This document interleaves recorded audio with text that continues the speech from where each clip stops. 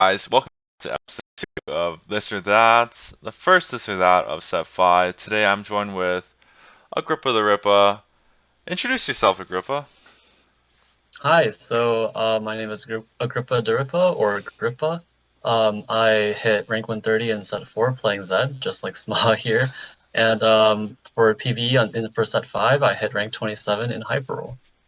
Wow, king of the hyper rolls. Well, let's not waste any time and let's get into the show.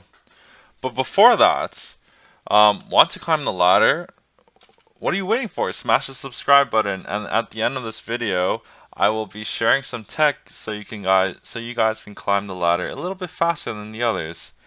But if you don't, it's okay. Let's get into the video. So, first slide of this or that, bring back to the meta Dusk Riven, the queen of defense, or the god frontline carry Warwick. What do you think, Grippa? I'm gonna have to go with Dusk Riven here because in the context of set 5, it's kind of lacking something that uses defensive items really well as a carry. Which, when you're win streaking and you're not getting the items you want off of Carousel and your PvE drops are not quite that lucky, having something like Riven as an out for your defensive items is very nice. As opposed to Warwick, it was like really fun to watch Warwick pop off, but at the same time, it was kind of demoralizing to be on the receiving end. So, since we have something similar like Jax, I think Warwick can stay out of this set. Yeah, for sure. A lot of people complained about in set 4.5 that we didn't have something like Dusk Riven, and a lot of people make the comparison to Mordekaiser, but I just don't think they hit the same. Mordekaiser won't be that carry if you full stack it with armor and HP. It needs that little extra touch. Let's bring back Dusk Riven to the meta. Slide 2. Whoa, Esports recently got a big upgrade partnering with Giant Slayer TV, and they introduced the formatting for NA's esports scene. So, would you rather battle it out on the tournament scene, or would you rather become the ladder warrior and stay in the top consistently strong players and qualify through that? What do you think, Grippa? So to me, Ladder Warrior is not quite an appealing option because to be, top 10 in terms of points requires you to kind of stay at the top of your game for a long time across multiple patches, and that just takes like a lot of time in general. Whereas, qualifying through a tournament, you might only need to be really comfortable on one or two patches, and after that kind of short amount of intensive like training, I guess, you can qualify. So that's for me the more cost efficient route. Yeah, I mean, tournament is definitely the thing if you're rocking in one or two patches. For me, with a lot of time, I would stick with the ladder warrior. Just, grinding out those lobbies and playing, having a certain play style to make sure that you maintain top four throughout the ladder is definitely something I can connect with instead of, instead of that aggressive style in tournaments where you need to get that first place, you need to get that consistent like 2.6 average in the tournament. I would rather guarantee my top 10 spots and qualify through there. But it's okay, we can have our differences. Let's go to slide 3. All right, this or that. So, Small, what did you think of the triple lanterns they introduced in the last patch of 4.5? Do you think it was a success or a failure?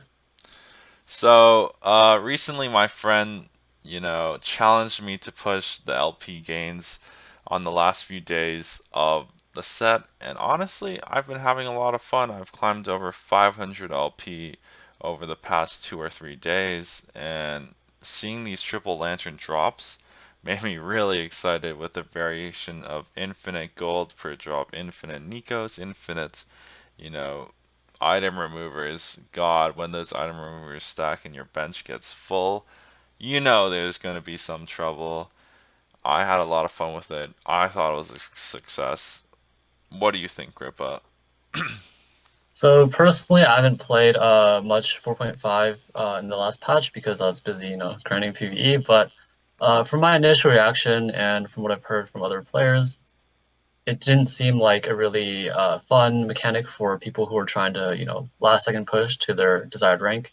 But definitely for some like normal games or games for fun, it provided a really interesting, kind of a little bit rare occurrence. Yeah, for sure. We'll never have something like this again, so I cherished it a lot. Next slide. Would you rather sell your HP to the devil Teemo or get ruined by Viego, theoretically? All right, it's a tough decision, but I think I would rather sell my HP to Teemo because, Teemo is a little bit scary, but at least look in that picture. He's protecting all his little Yordle friends, and I think selling 6% of my health bar for a protector like that is a good trade. So I would sell some of my HP to Teemo. Yeah, I don't know if they're protecting the Teemo or he's protecting him. We'll never know what Teemo does to his friends or companions, but I would have to go with using Viego to ruin the enemy's carry's experience.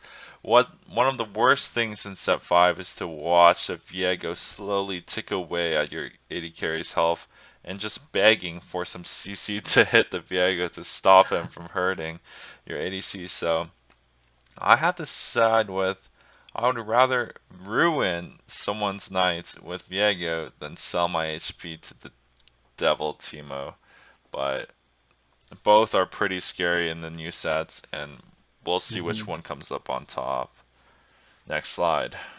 All right, so which side would you rather pledge your allegiance to? Well, the good with Dawnbringers Redeemed, or the evil with Forgotten and Nightbringer? Yeah, so as someone who really favors 80 Rangers like, Ash or Jhin back then, I would have to side with Aphelios and Draven in the evil side. Just the pea shooter mechanics of Aphelios and the giant spinning axes of Draven, I would have to side with evil. Just comparing Garen and Darius, I also just like Darius, the infinite shields and the armor he gets just being the front line of their comps, it just makes that much of a difference. I know you have a different opinion, Grippa. What do you think? Good or evil? What do you pledge? So I liked how you talked about, the big carries on the evil side, but for me, I really like the early game power of the good. We have units like Kha'Zix, Gragas, who are really strong in the early game. And, in addition to that, on Summoner's Rift, I am a Vel'Koz main, and my preferred skin for Vel'Koz is Arclight Vel'Koz, which, as you know, is represented in this set. So I have to side with my boy Vel'Koz, and I'm going with good. Yeah, that squid is going to be a menace on the first patch of live, but I think that is the last slide of our episode of This or That. I promised you guys a little tip for the first, action of the live sets.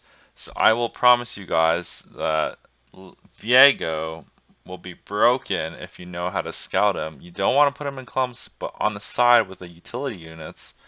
And if you want to play those ranged carries, you need to have that Rage Blade plus one additional attack damage item like Last Whisper, Death Blade, or even GA. Really essential. Make sure you get those in.